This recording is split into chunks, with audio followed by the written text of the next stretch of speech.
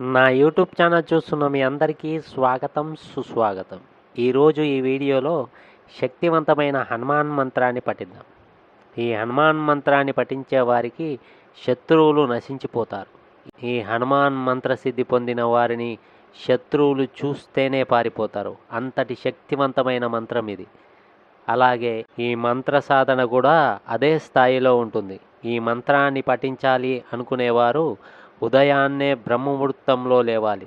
స్నానమాచరించిన తర్వాత హనుమాన్ ఆలయానికి వెళ్ళి అక్కడ ఈ మంత్ర సాధన చేయాలి.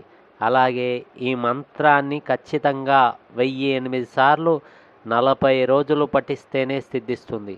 ఈ మంత్ర సాధన చేసేవారు బ్రహ్మచర్యం పాటించాలి. మధుమాంసాల జోలికి వెళ్ళకూడదు. కనుక ఈ మంత్రాన్ని సాధన చేస్తాను అనుకునేవారు మాత్రమే సాధన చేయండి.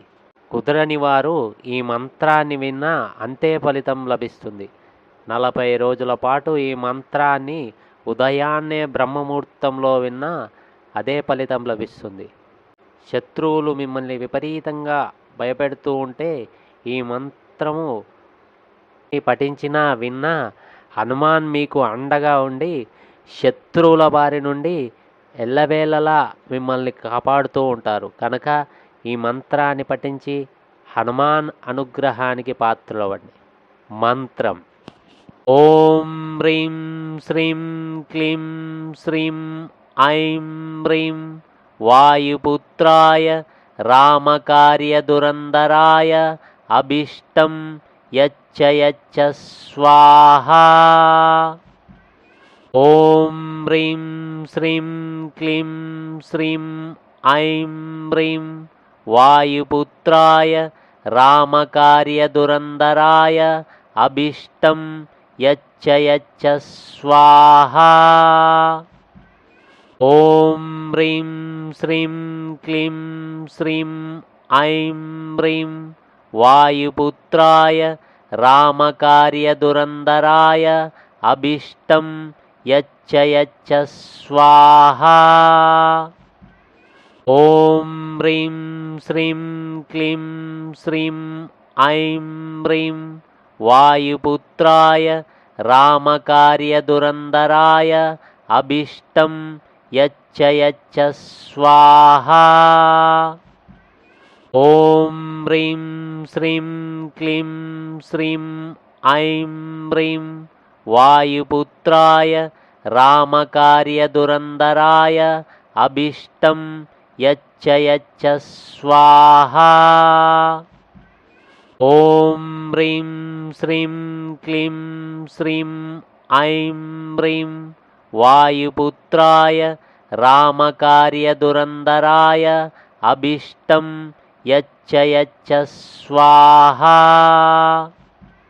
ఓం హ్రీం శ్రీం క్లీం శ్రీం ఐం హ్రీం వాయుపుత్రాయ రామకార్యదురందరాయ అభిష్టం యచ్చ యచ్చ స్వాహా.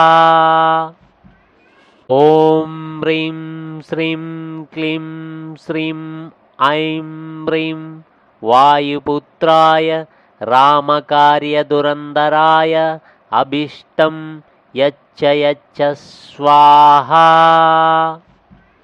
ఓం హ్రీం శ్రీం క్లీం శ్రీం ఐం హ్రీం వాయుపుత్రాయ రామకార్యదురందరాయ అభిష్టం యచ్చ యచ్చ స్వాహా. ఓం హ్రీం శ్రీం క్లీం శ్రీం ఐం హ్రీం వాయుపుత్రాయ రామకార్యదురందరాయ అభిష్టం యచ్చ యచ్చ స్వాహా. ఓం హ్రీం శ్రీం క్లీం శ్రీం ఐం హ్రీం వాయుపుత్రాయ రామకార్యదురందరాయ అభిష్టం యచ్చ యచ్చ స్వాహా. ఓం హ్రీం శ్రీం క్లీం శ్రీం ఐం హ్రీం వాయుపుత్రాయ రామకార్యదురందరాయ అభిష్టం यच्च यच्च स्वाहा। ॐ ह्रीं श्रीं क्लीं श्रीं ऐं ह्रीं वायुपुत्राय रामकार्यदुरन्दराय अभीष्टं यच्च यच्च स्वाहा। ॐ ह्रीं श्रीं क्लीं श्रीं ऐं ह्रीं वायुपुत्राय रामकार्यदुरन्दराय अभीष्टं यच्च यच्च स्वाहा। ॐ ह्रीं श्रीं क्लीं श्रीं ऐं ह्रीं वायुपुत्राय रामकार्यदुरन्दराय अभीष्टं यच्च यच्च स्वाहा। ॐ ह्रीं श्रीं क्लीं श्रीं ऐं ह्रीं वायुपुत्राय रामकार्यदुरन्दराय अभीष्टं यच्च यच्च स्वाहा। ॐ ह्रीं श्रीं क्लीं श्रीं ऐं ह्रीं वायुपुत्राय रामकार्यदुरन्दराय अभीष्टं यच्च यच्च स्वाहा। ॐ ह्रीं श्रीं क्लीं श्रीं ऐं ह्रीं वायुपुत्राय रामकार्यदुरन्दराय अभीष्टं यच्च यच्च स्वाहा। ॐ ह्रीं श्रीं क्लीं श्रीं ऐं ह्रीं वायुपुत्राय रामकार्यदुरन्दराय अभीष्टं यच्च यच्च स्वाहा। ॐ ह्रीं श्रीं क्लीं श्रीं ऐं ह्रीं वायुपुत्राय रामकार्यदुरन्दराय अभीष्टं यच्च यच्च स्वाहा। ॐ ह्रीं श्रीं क्लीं श्रीं ऐं ह्रीं वायुपुत्राय रामकार्यदुरन्दराय अभीष्टं यच्च यच्च स्वाहा। ॐ ह्रीं श्रीं क्लीं श्रीं ऐं ह्रीं वायुपुत्राय रामकार्यदुरन्दराय अभीष्टं यच्च यच्च स्वाहा।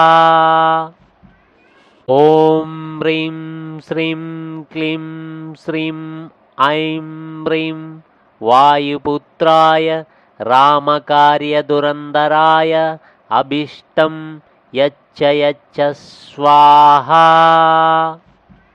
ॐ ह्रीं श्रीं क्लीं श्रीं ऐं ह्रीं वायुपुत्राय रामकार्यदुरन्दराय अभीष्टं यच्च यच्च स्वाहा।